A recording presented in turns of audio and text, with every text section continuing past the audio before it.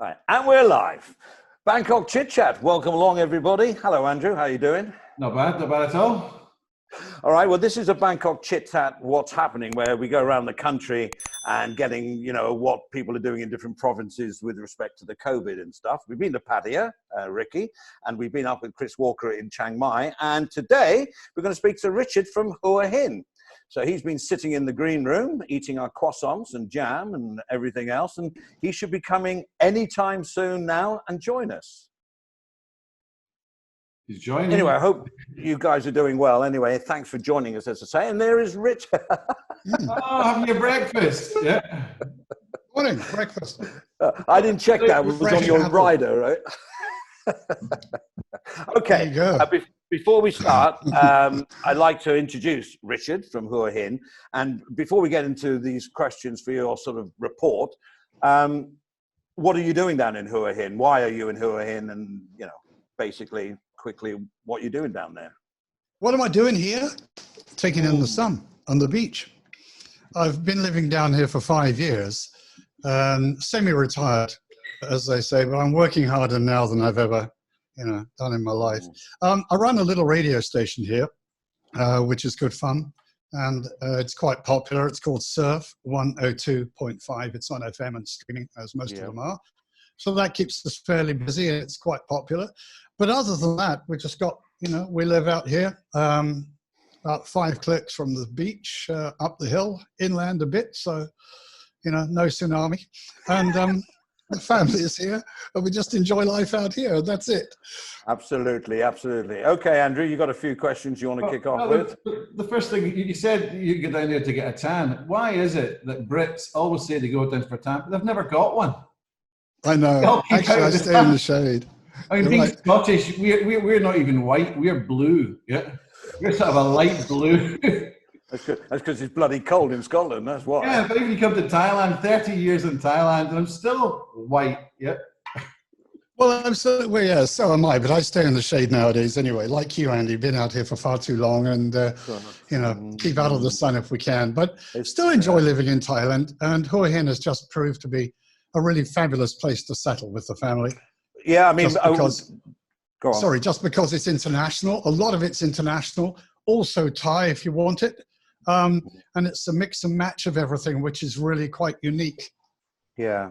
Yeah, I mean, later on, other than this report, we may be allowed to get back in touch with you in the future for you to, talk about, Hua Hin life there or whatever, Okay, Andrew. Okay, so we're trying to just find out what the situation is with in Hua Hin on the COVID effect. Yeah. So what's been happening down there? Is everything closed? Is it totally dead like Bangkok? Well, I was in Bangkok just yesterday, and yes, it was very quiet, but still quite a lot of life up there. Here in Hua Hin, it's very quiet as well. Just about everything closed. Most restaurants are closed. All the restaurants are closed. Hotels are closed.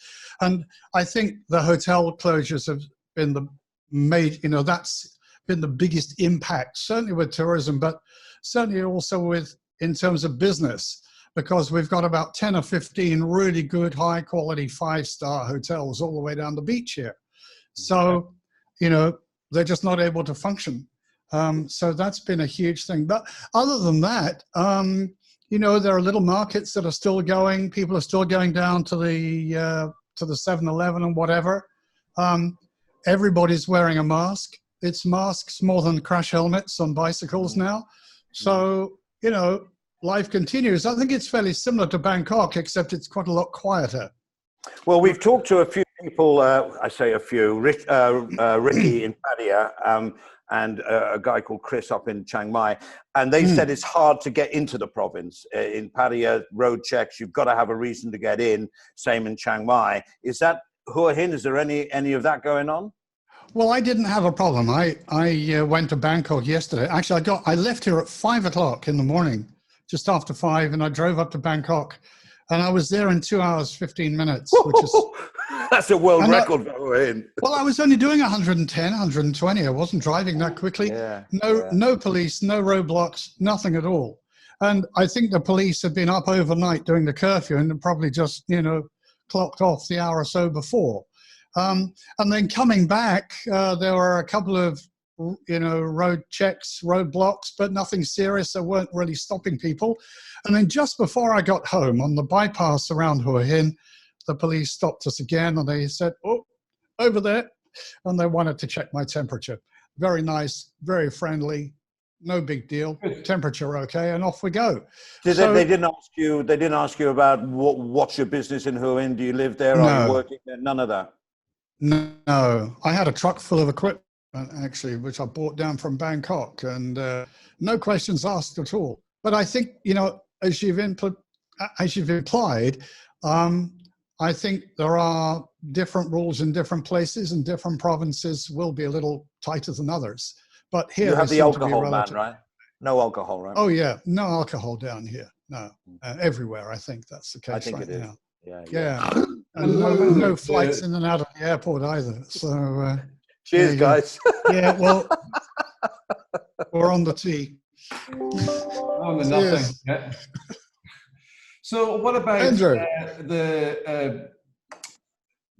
how people are reacting to this, the fears, etc.? Are people worried about losing their jobs? Are they taking it in their stride? How are people feeling about that? Yeah, I understand what you're saying. There are a lot of restaurants. Restaurants are perhaps the biggest business down here, and most are closed. And I've met quite a lot of people that run restaurants who have either had to lay staff off, or they've tried to keep them on to reduce salary, even though they're not working.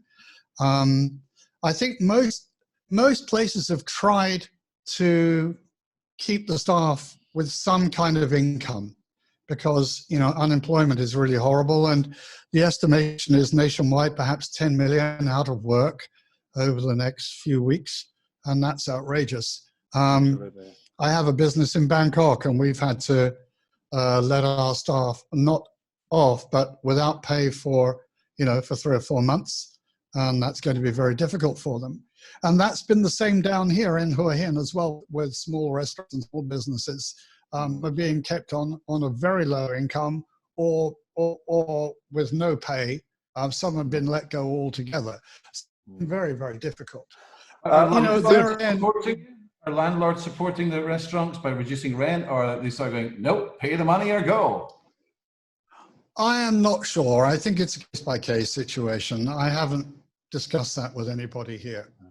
What about the big thing here is food deliveries? How's that in Hua Hin? Is that a mega industry there? I was just going to say, if you own a motorcycle, then you're in business, because you can get a job immediately with Grab or any of the others, Panda Food or whatever they are running around. Yeah. Okay. Right. Is there any sort of news stories other than what we hear in Bangkok? Have you got anything? Yeah, it is quite interesting here in the fact that there's a lot of community action going on. We have a local Facebook group that has started up by a lady. Her name is Kate Wolf. She's terrific. She's American. She's dynamic and out there and energetic. Shout out to her. They have organized, it's great. They've organized food deliveries to people that really need food, because in this part of the world, unlike perhaps so much in Bangkok, but down here, we have a lot of migrant workers from Myanmar, because the border's just up the road. So there are a lot of people that are really on the edge and can't afford to eat properly and can't afford things nowadays, and have been either let go or really struggling. So I just opened up their Facebook page as we were starting just now, and there are lots of things. People are also asking questions on this Facebook page. So somebody wrote in this morning and said, do we need any papers? Can't read it because your thing's in the way. Let me write it. Okay. Do we need any papers from the hospital for traveling from Bangkok to Hua Hin? So there's a genuine question. Well, my experience is probably not. Some other people have done some great things here. There's a lot of food donations. So people have grouped together and got donations and carloads of food. People have either contributed money online all got together and clubbed to buy, 20, 30, 50, 100, 200 bags of food, which can then be taken to some of the charities or some of the villages. Excellent. So there is some terrific community support, and it's not just the international group, it's the Thai people and the international people. They seem to be grouping together quite well here. I'm just having a look through here. Yeah, so that Facebook group is really excellent, and if you'd like to have a look at that, it's called the Hua Hin COVID-19 Community Support. So basically Google Hua Hin COVID-19 and you'll see it. It is interesting. We'll put that in the description below, as all YouTubers say. So we'll do that for you. Because it's interesting you're saying about that person is asking about the health certificates and that, because from what we garnered from our Chiang Mai report was that it's almost like a visa filling thing, wasn't it, Andrew? Like not the visa official from immigration, but you had to have a form to say, I live there, or I work there. It was very official to get into Chiang Mai. Oh, really? Oh, I had no idea it was that tight.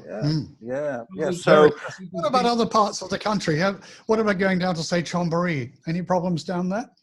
Chonburi has had issues regarding coming in and going out before, but like everything else, it's changing all the time. For example, today they're now saying that restaurants can open if there's 1.5 meter space between each other, no alcohol. It's still not clear whether they're going to be having a continued alcohol ban, but certainly the selling from restaurants, they're still banning.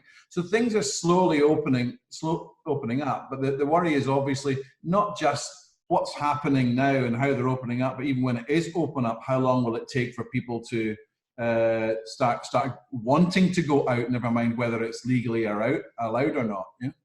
I know. I think in all fairness, I think all around the world, governments are getting a real bashing over this, but they are literally making it up as they go along, not because they are ignorant. It's just because there's the scientists come out the next day saying, oh, it's got to be now 2 meters or it's got to be now 20 feet. So these governments, I think, are under a tremendous amount of stress because there is no clear cut, the football in England, they don't have no idea because it's all day by day. So my sympathy does go out with them, and it's very easy to knock a government, especially if you're in England. It's also which is like, It's also the figures. I mean, looking at the figures for Pet Shop Kerrycan, where you are, you've had 16 cases and 2 deaths.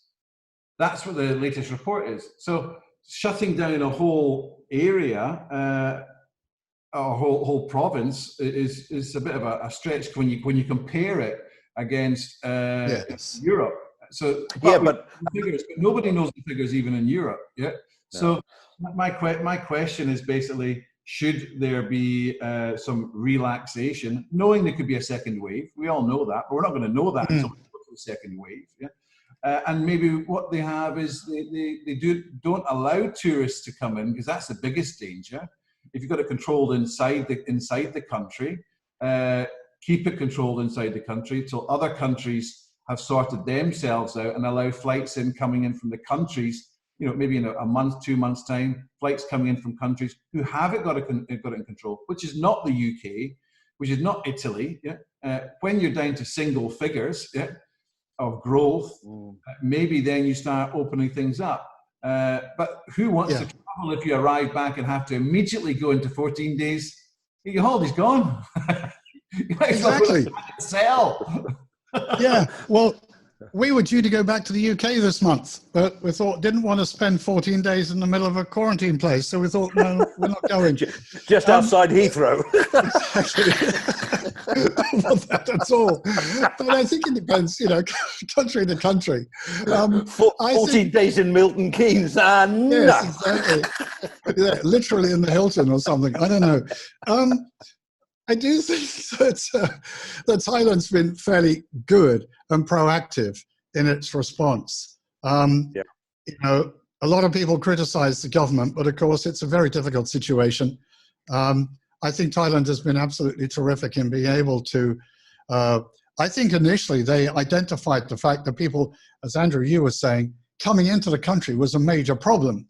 They haven't figured that out in the UK yet. but they have here. And I think that helps reduce the numbers significantly.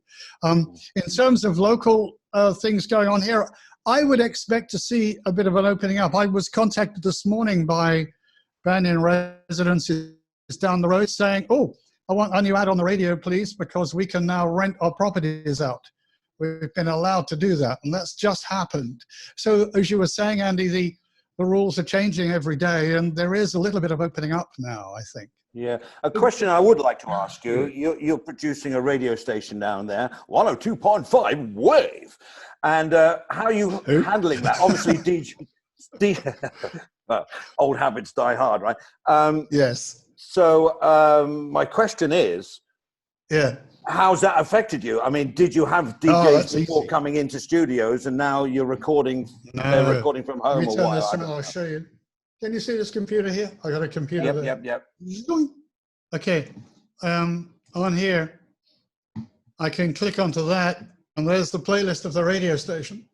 So we can voice track here. Okay. And so I do the show.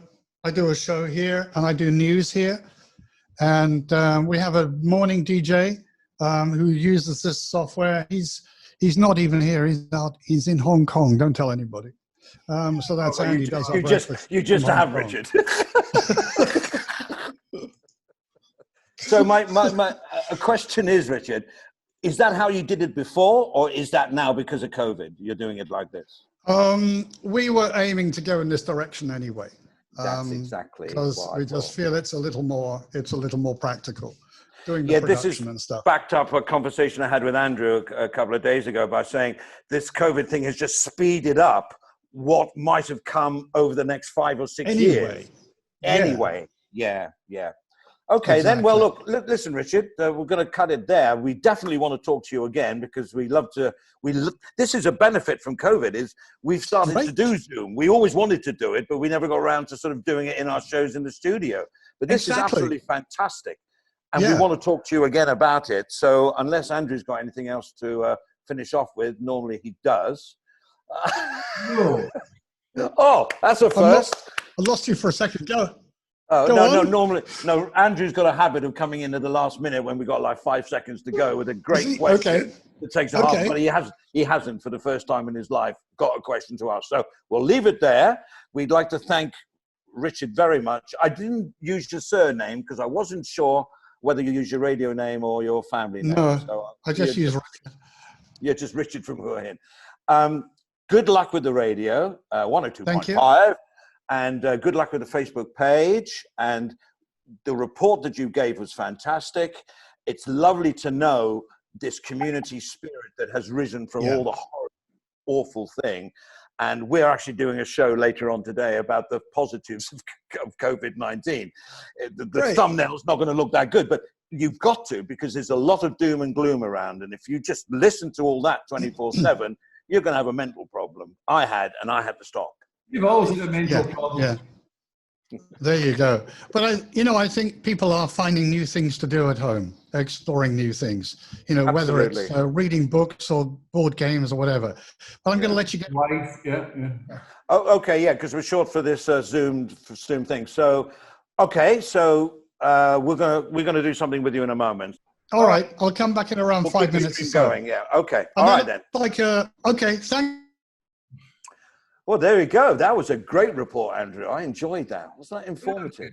I think we keep keeping. Hope this is interesting to everybody else as well. And hopefully, what we'd like to do is do a regular report within each province, certainly one a week, and then keep it going afterwards. So we see. Well, I'd like to go further than that and say that anybody listening that would like to come on Zoom because they're from, we like Thailand, but it can be anywhere in the world, really. Who cares? But Thailand especially, then just let us know. Just leave a comment on the video underneath this video, and we'll get in touch with you. No doubt about it. Plus, of course, leaving your comments. Of course. Don't forget to what is it? Like, share. Well, I've even forgotten that. Share and sub. Yeah. Okay. And we'll see you next time on Bangkok Chitchat. Bye, Andrew. Bye, everyone. Bye-bye now. Bye.